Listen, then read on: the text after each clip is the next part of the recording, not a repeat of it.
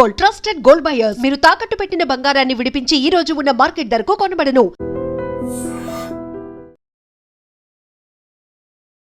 నమస్తే, welcome to I dream weekend update with Kavitha.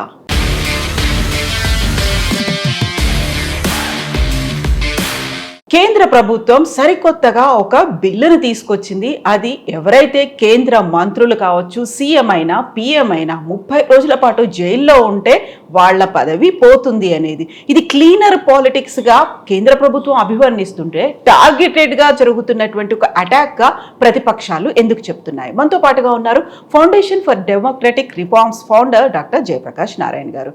Sir నమస్తే. Sir నమస్తే కవిత. Sir, సరికొత్తగా ఒక చట్టం వచ్చింది. గతంలో కూడా నేర చరిత లేకపోతే అరెస్ట్ అయ్యి జైల్లో ఉండొచ్చారు, వాళ్ళు నిజంగా అర్హులేనా కాదా, ఇలాంటివంతా చర్చ ఉన్నప్పుడు ఇప్పుడు సడన్గా తీసుకొచ్చినటువంటి 3 బిల్లులు అవి నిజంగా యాక్సెప్ట్ చేస్తే ఎవరిని టార్గెట్ చేసినట్టు అవుతుంది సార్? మన రాజకీయంలో నేర ప్రభావం చాలా ఉందన్నమాట వాస్తవం. నేర రాజకీయం నడుస్తుంది, నేరస్తులు రాజకీయంలో ప్రవేశిస్తున్నారు, చట్టాలను ఉల్లంఘించే వాళ్ళే శాసన నిర్మాతలు అవుతున్నారు అన్నది వాస్తవం. 26 ఏళ్ల క్రితం 1999లో లోక్సత్తా ఉద్యమం, ఆనాడు ఒక నిపుణులతో కమిటీ ఏర్పాటు చేసి ఒక ప్రధాన న్యాయమూర్తిని అధ్యక్షుడిగా పెట్టి జస్టిస్ లక్ష్మణరావు గారు, మరి కె వేణుగోపాల్ గారు, ఇతర పెద్దలందరూ కూడా, అనుభవమైన పెద్దలందరూ కూడా, వివిధ రంగాల్లో నిపుణులు, నిజాయితీకి పేరున్న వాళ్ళు, న్యాయ కోవిదులను కూర్చోబెట్టి పత్రికలు ప్రజల సహకారంతో పోస్ట్ బాక్స్ నెంబర్ 100 అని పెట్టి 100 అని పెట్టి సమాచారాన్ని ప్రజల నుంచి పత్రికల నుంచి సేకరించి దాన్ని వెరిఫై చేసి మొట్టమొదటిసారిగా ఎన్నికల్లో పోటీ చేస్తున్న వాళ్ళ నేర చరిత్రను బయటపెట్టాం. దేశ చరిత్రలో మొట్టమొదటిసారి జరిగినది. 42 పేరు బయటపెడితే దేశం మొత్తం నిర్ఘాంతపోయింది. అప్పుడు అక్కడి నుంచి మరి కొందరు మిత్రులు సుప్రీంకోర్టు దాకా వెళ్ళి అసలు మేము కష్టపడాల్సిన అవసరం ఉంది, అభ్యర్థుల నుంచే నేర చరిత్ర ఉంటే వివరాలు బయటపడే ఏర్పాటు ఉండాలని చెప్పి చేస్తే సుప్రీంకోర్టు ఒప్పుకున్నది.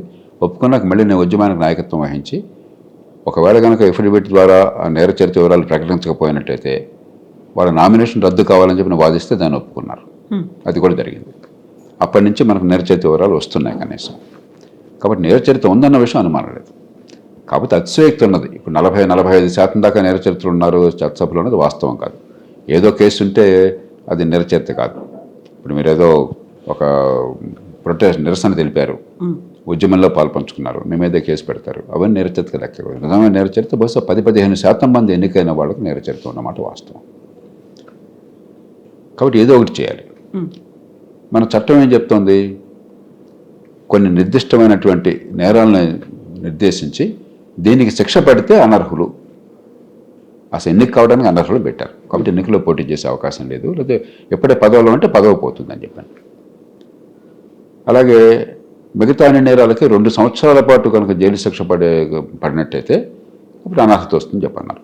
కానీ ప్రాబ్లం ఏంటి, సమస్య ఏమిటి? మన దేశంలో కోర్టులో న్యాయం దొరకడం దుర్లభం. ప్రపంచంలో చాలా దేశాల్లో 100 కేసులు కనుక క్రిమినల్ కేసులు ఉన్నట్టయితే ప్రాసిక్యూషన్ చేస్తే దాదాపు 90 మందికి శిక్ష పడుతుంది. భారతదేశంలో వాడు అమాయకుడు అయ్యండి, భేదవాడు అయ్యండి, వాడిని కొట్టో లేకపోతే భయపెట్టో వాడితోనే నేను నేరం చేశానని అంగీకారం ఆ కన్ఫెషన్ తీసుకోకపోతే 100కి 10 మందికి కూడా శిక్ష పట్టడం లేదు మన దేశంలో. ఆ పడే శిక్ష కూడా 10 ఏళ్ళు, 15 ఏళ్ళు, 20 ఏళ్ళు. రాజీవ్ గాంధీ లాంటి మహానాయకుడు, ఒక మాజీ ప్రధానమంత్రి, దేశంలో ఒక అతిపెద్ద పార్టీ, ఆనాడు ఆ పెద్ద పార్టీకి అగ్రనాయకుడు, ఆయన్ని టెర్రరిస్టులు దారుణంగా చంపేస్తే నిన్ననే మనం ఆయన వర్ధంతి జరుపుకున్నాం. దారుణంగా చంపేస్తే ఆ చంపిన వాళ్ళకి శిక్ష ఖరారు కావడానికి 18 ఏళ్ళు పట్టింది. 1991లో ఆయన చంపేస్తే 2009 దాకా ఆ శిక్షలు ఖరారు కాలేదు. ఇక మామూలు కేసుల్లో న్యాయం దొరికే అవకాశం ఉంది దేశంలో. కాబట్టి అది పనిచేయడం లేదు. ఉన్న కొద్దికి ఏమైంది, బరి తెగించిపోవటం ఎక్కువైంది.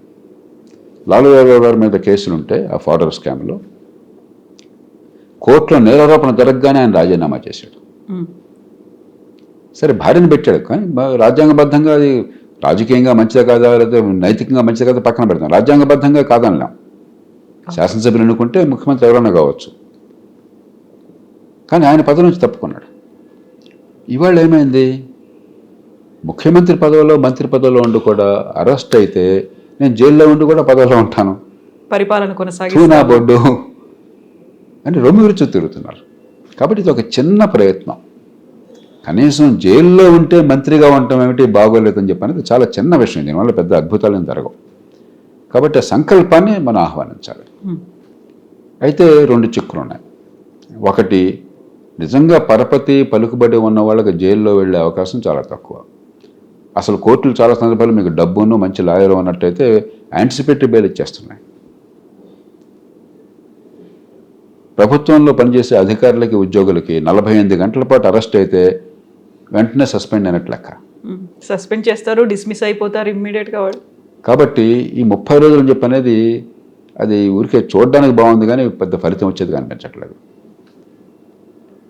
దీనికి బదులు నిజంగా చిత్తశుద్ధి ఉన్నట్టయితే, నేరారోపణ జరిగినట్టయితే ప్రజాప్రాతినిధ్య చట్టంలో, రిప్రజెంటేషన్ ఆఫ్ పీపుల్ యాక్ట్లో అనర్హతకి వేటుబడేటువంటి చట్టాలు కొన్ని చెప్పారు కదా, ఈ చట్టం కింద శిక్ష పడినట్టయితే అని చెప్పని పెట్టారు కదా. అలాంటి కేసులన్నింటిలో కూడా నేరారోపణ జరిగితే ఎమ్మెల్యే ఎంపీగా పదవి పోదు. ఎందుకంటే అది మనం చట్టంలో పెట్టుకోవాలి. నేరారోపణ జరిగితే శిక్ష పడితేనే అని చెప్పాను. నేరారోపణ జరిగితే కనీసం ఎగ్జిక్యూటివ్ పదవులు, ఈ మంత్రి పదవులు ఉండవని చెప్పనేది పెట్టామనుకోండి, అప్పుడు చాలా సులభం అవుతుంది. ఇప్పుడు ఇది జరిగే పని కాదు. దానిలో కొందరు ఇంకో వాదనలు ఏమనెత్తారు. అర్ణవ్ కుమార్ కేసు, ఇతర కేసుల్లో సుప్రీంకోర్టు ఏం చెప్పింది, 7 ఏళ్ల శిక్ష పడే అవకాశం ఉంటే అలాంటి నేరాలకు మాత్రం అరెస్ట్ చేయండి, లేకపోతే అరెస్ట్ చేయొద్దు అని అన్నారు. ఈ గందరగోళాల మధ్య ఇది జరగదు. ఏదో అద్భుతం చేసినట్టు కనిపిస్తుంది కానీ ఫలితం రాదు. దాని బదులు ఈ ప్రజాప్రాతినిధ్య చట్టంలో ఉన్నటువంటి నేరాలన్నీ ఉన్నాయి, అనర్హతకు సంబంధించిన నేరాలు. ఆ నేరాలకు కానీ నేరారోపణ జరిగినట్టయితే, ఆ నేరారోపణ జరగగానే మంత్రి పదవి అర్హుడు కాదు. మళ్ళీ దాని నుంచి ఆ కోర్టు ఈ నేరం లేదు, నిర్దోషం తీర్పిస్తే మళ్ళీ మంత్రి పదవికి రావచ్చు. ఎమ్మెల్యే ఎంపీగా కొనసాగండి శిక్ష పడేదాకా, అలా పెట్టండి. అయితే ఒక అభ్యంతరం వస్తుంది, మరి ప్రభుత్వాలు, అధికారంలో ఉన్న ప్రభుత్వాలు మా మీద అన్యాయంగా కేసులు బనాయిస్తాయేమో అని చెప్పని. నేరారోపణ చేసేది న్యాయమూర్తి. కాబట్టి న్యాయమూర్తి యథాలాపంగా చేయకుండా కొంచెం మనసు పెట్టి చేసేట ఏర్పాటు చేయాలి. ఒకవేళ సందేహం ఉంటే దానిపైన ఇంకొక సేఫ్ గార్డ్ పెట్టుకుందాం, ఒక జాగ్రత్త పెట్టుకుందాం. ముఖ్యంగా మంత్రుల కేసుల్లో నేరారోపణ జరిగితే, ఈ నేరారోపణ సరైనదా కాదు, హైకోర్టు వెంటనే ఒక వారం రోజుల్లో తేల్చే విషయం ఏర్పాటు చేసామనుకోండి, అప్పుడు ఈ రాజకీయ ఇబ్బంది ఉండదు. కానీ ఇంత మాత్రం చేత నేర చరిత్ర పోదు. ఇది ఒక సంకేతం. మరీ కోర్టులో కేసులు ఎదుర్కొండి అరెస్ట్ అవుతున్న వాళ్ళు మంత్రులుగా కొనసాగటం ఏమిటి అని చెప్పి అన్నదానికి ఒక చిన్నదానికి సమాధానం తప్ప దీనివల్ల నేర చరిత్ర పోదు. ఇది పోవాలంటే రాజకీయాన్ని సమూలంగా మార్చాలి. అది మార్చకుండా దీనివల్ల అద్భుతం చేశామని అనుకుంటే ఆ మాట చెప్తున్న వాళ్ళు వాస్తవం కాదు. దీనివల్ల ఏదో చాలా ఉపద్రవం జరుగుతుందని చెప్పంటే ఆ మాట చెప్తున్న వాళ్ళు వాస్తవం కాదు. ఇద్దరు రాజకీయంగా ఒకరి మీద ఒకరు అరుచుకుంటున్నారు అంతే. రాజకీయాల్ని సమూలంగా మార్చాలి అనేది చాలా చిన్న మాట కాదు సార్, చాలా పెద్ద టఫ్ టాస్క్ లాగా ఉంటుంది. ఇప్పుడు ప్రతి చోట రాజకీయాలు ఉన్న తర్వాత ఏళ్ల తరబడి మనం అదే రాజకీయాల్ని ఫాలో అవుతూ అవే చూస్తూ వచ్చిన తర్వాత ఈజీ అంటారా సార్? ఈజీ కాదు, కానీ అవసరమా కాదా? ఇప్పుడు దేశంలో ఒక పక్కనేమో ఆర్థికంగా పెరుగుతున్నాం, సాంకేతికంగా పెరుగుతున్నాం. మన గతంలో లేనటువంటి అవకాశాలు సాంకేతిక విజ్ఞానం వల్ల, టెక్నాలజీ పెరగడం చేత వస్తున్నాయి. ఒకడు ఫోన్లు ఉండేవి కాదు, కరెంట్ ఉండేది కాదు, కార్లు ఉండేవి కాదు, మోటార్ సైకిళ్ళు ఉండేవి కాదు, స్కూటర్లు ఉండేవి కాదు. ఇవన్నీ మనకు ఉన్న కొద్దిగా అందుబాటులోకి వస్తున్నాయి. కాబట్టి టెక్నాలజీ, ఆర్థిక ప్రగతి ఓ పక్కెళ్తుంది దేశాన్ని, రాజకీయం మరో పక్కకు లాగుతుంది. నేను ఆశావాదిని. ఈ దేశంలో ఎప్పుడు కూడా మంచి జరుగుతుంది చూసి దాని గురించి అబ్బురపడేవాడిని, ప్రజలకు కూడా నిరుత్సాహపడదని చెప్పేవాడిని. కాబట్టి ఆర్థిక ప్రగతి, సాంకేతిక విజ్ఞానం, మన అవసరాలు తీరటము, మనకు సేవలు అందటం విషయంలో చాలా విషయాల్లో మెరుగుపడుతున్నాం. కానీ రాజకీయం, పరిపాలనలో చాలా విషయాలు నాశనం అవుతున్నాం. ఆనాడు నేను లోక్సత్తా ఉద్యమాన్ని ప్రారంభించినప్పుడు ₹1 కోటి ఖర్చు అవుతుంది ఆంధ్రప్రదేశ్లో ఎలక్షన్కి ఒక్కొక్క ఎమ్మెల్యేకి అని చెప్పంటే, దేశంలో చాలామంది ఈయన కొంచెం ఎక్కువ చెప్తున్నాడు అనుకునేవాళ్ళు. ఆ ₹1 ఇతర రాష్ట్రాల్లో ఊహించడం కూడా సాధ్యం కాదు అప్పటికే. ఈవేళ నేను 10 కోట్లు అవుతుందంటే మీరు నవ్వుతారు, ఏం మాట్లాడుతున్నారని మీకేం తెలియదు. పాతకాల వాళ్ళు మీరు అంతాను 30 కోట్లు కదా ఖర్చు కావచ్చు.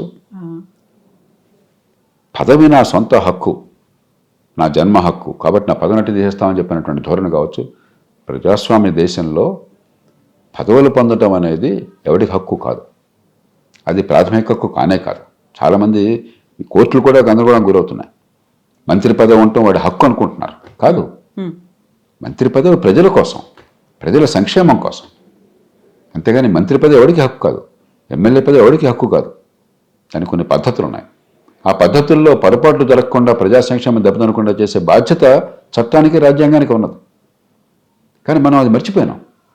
కోర్టు కూడా ఒక కేసులో ఉదాహరణకి మరి పొన్నయ్యో ఏదో ఉన్నాడు, పేరు సరే మర్చిపోయినాను, తమిళనాడులో ఒక మంత్రికి శిక్ష పడింది అవినీతి కేసులో. శిక్ష పడింది, శిక్ష పడిన దేశంలో శిక్ష పడింది. పడితే సభ్యత్వం రద్దయింది, మంత్రి పదవి పోయింది. సుప్రీంకోర్టు దాని మీద శిక్ష మీద స్టే ఇచ్చి, ఆ తీర్పు మీద స్టే ఇచ్చి గవర్నర్కి హుకుం జారీ చేసి మళ్ళీ మంత్రి పదవి వాడికి ఇస్తావా లేదా, వాడిని ప్రమాణ స్వీకారం చేయిస్తావా అని చెప్పి నాకు కన్నెర చేసింది. ఏం చేస్తున్నాం మనం అంటే, వాడికి మంత్రి పదవి పొందడం ముఖ్యమా దేశంలో, లేకపోతే ప్రజల్ని ఇలాంటి పరిస్థితుల నుంచి కాపాడటం ముఖ్యమా? ప్రజాస్వామ్యం ఎందుకోసం ఉన్నది, అది మర్చిపోయినాం మనం. ఈ నేపథ్యంలో 3 మార్పులు కావాలి. ఒకటి, రాజకీయ పార్టీలు ఇవాళ సొంత ఆస్తులేనా, అలా కాకుండా పార్టీలు ప్రజల ఆస్తులు ఉండేట్టుగా పార్టీలను ప్రజాస్వామ్యీకరించాలి. 2, ఎలక్షన్లో ఈ డబ్బుల వల్ల, ఎలక్షన్లో మరి కొన్ని లక్షణాలు ఉన్న వాళ్ళే గెలిచే అవకాశం ఉండటం వల్ల కదా ఈ గొడవంతో వచ్చింది. వీళ్ళు రాజకీయంలోకి రావటం, పార్టీ నాయకులు దుర్మార్గులు కాదు, దేశాన్ని నాశనం చేయాలనుకోవాలి. వాడికి గెలుపు గుర్రాలు కావాలి.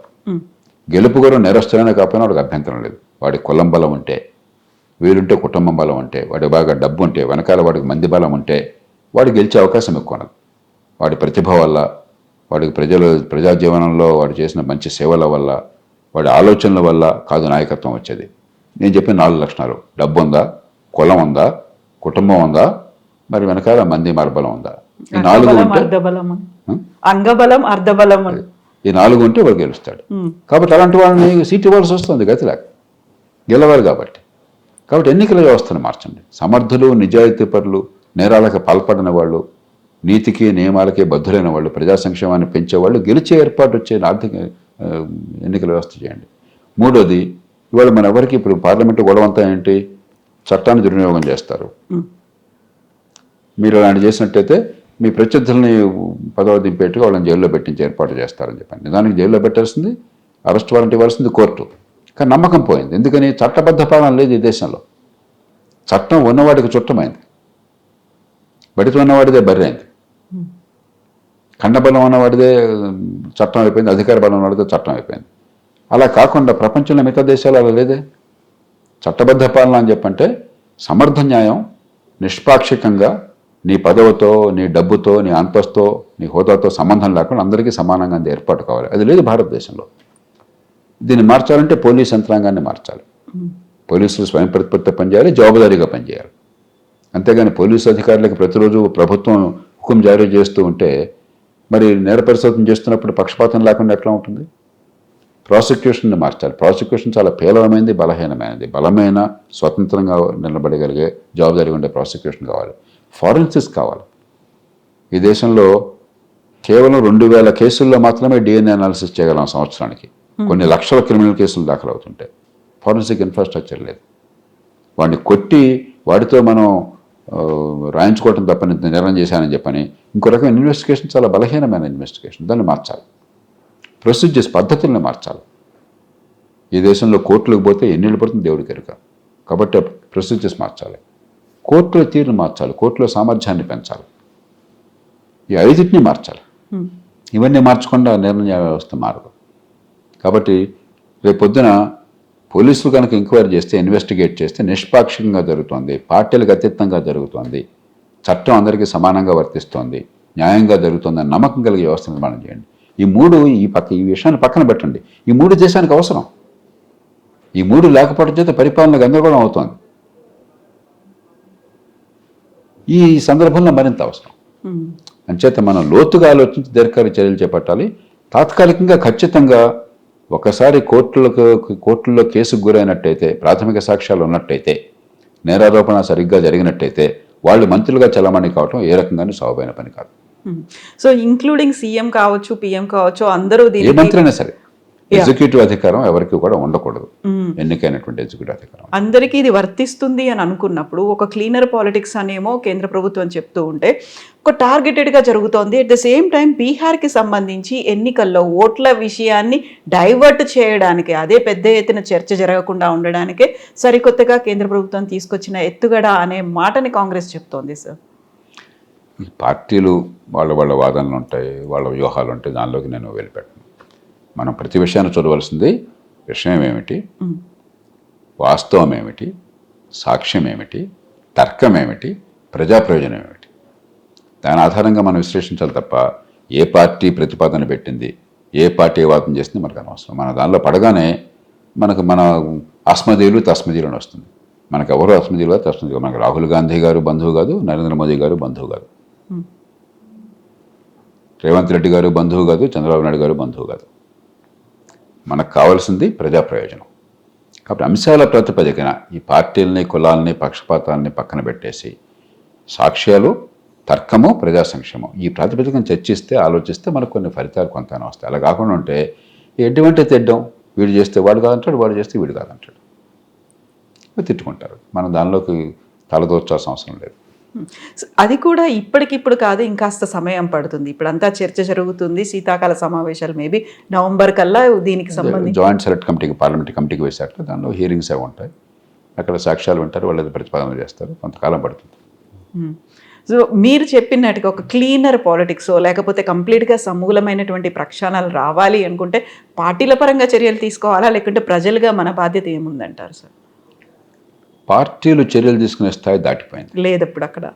ఎందుకంటే పార్టీలకు కావాల్సిన గెలుపు గుర్రాలు, ఆ గెలుపు గుర్రం ఏ లక్షణాలతో వస్తే ఆ లక్షణాలను పార్టీలు స్వీకరించాలి.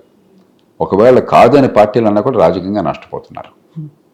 ఉదాహరణకి బ్రజ్భూషణ్ కేసు ఉన్నది, ఆ రెజ్లింగ్ ఫెడరేషను. సరే, ఆరోపణలు వాస్తవమా కాదా నేను దానిలోకి వెళ్ళట్లేదు, తీవ్రమైన ఆరోపణలు వచ్చినాయి. మరి ప్రజల ఒత్తిడికి తలోకి భారతీయ జనతా పార్టీ ఆయనకి సీట్ ఇవ్వకూడదని నిర్ణయం చేసుకున్నది, తప్పించింది. ఎవరికి ఇచ్చారు? ఆయన కొడుక్కి ఇచ్చారు. ఉత్తరప్రదేశ్లో బీజేపీ చాలా సీట్లలో చాలా ప్రతికూల పరిస్థితి ఎదుర్కొన్నా కూడా అక్కడ ఘంటాపథంగా గెలిచాడు. 4 సీట్లలో, 4 వేరువేరు సీట్లలో ఒక ఎంపీగా బహుశా ఒక మనిషి ఎన్నిక కావటం భారతదేశం చరిత్రలో అరుదు. ఈయన ఒక్కడే ఉండొచ్చు, బ్రజ్భూషణే. అంత బలం వివిధ కారణాలుగా ఉంది, కులం వల్ల కావచ్చు, డబ్బు వల్ల కావచ్చు, అర్ధబలం, అంగబలం అవన్నీ ఉన్నాయి. అవి ఉన్నప్పుడు మీరు ఏదో కొన్ని అరుదైన సందర్భాల్లో అభ్యర్థిని తప్పించినా మళ్ళీ ఆ కుటుంబాన్ని తీసుకొస్తున్నారు మీరు.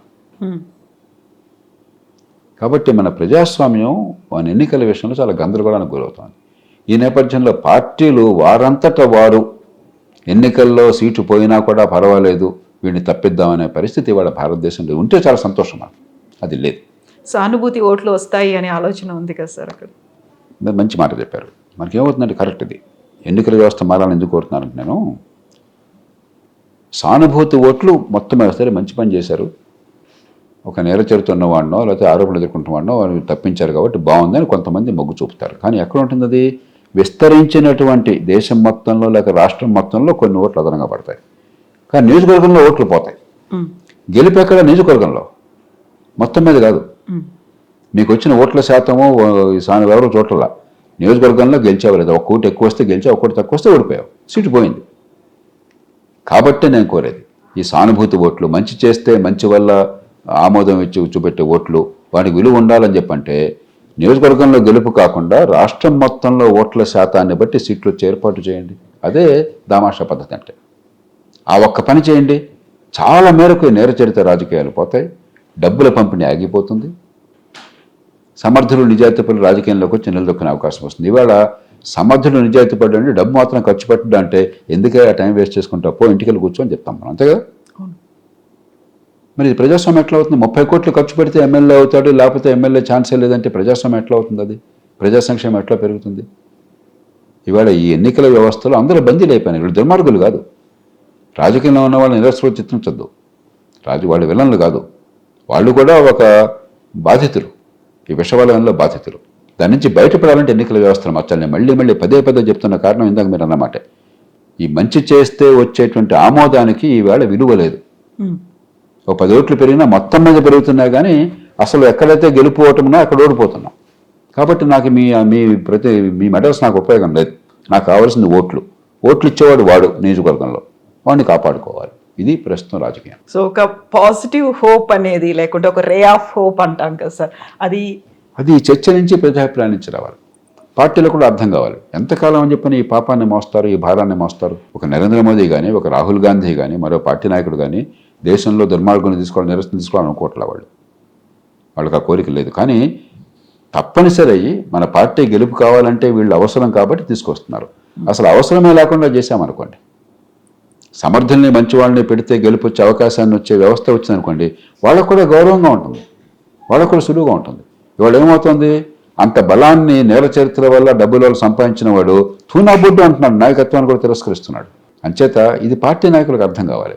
ఈవేళ యథాస్థితి కొనసాగించడానికి కారణం ఏంటంటే కొత్త పుంతలు తొక్కట్లా. మామూలు రాజకీయం, వీడిని వాడు తిట్టడం, వాడిని వీడి తిట్టడం, ఈ గందరగోళం, ఈ వాకౌట్లు, నిరసనలు, ఈ రకమైనటువంటి సంప్రదాయ రాజకీయమే తప్ప మన సమస్య ఏమిటి, దేశంలో సంక్షోభం ఎక్కడి నుంచి వస్తుంది, అనుకున్న ఫలితాలు ఎందుకు సాధించలేకపోతున్నాం, అది సాధించాలని చెప్పంటే ఏం చేయాలి అన్నటువంటి నిజమైన ఆలోచన జరగటం లేదు.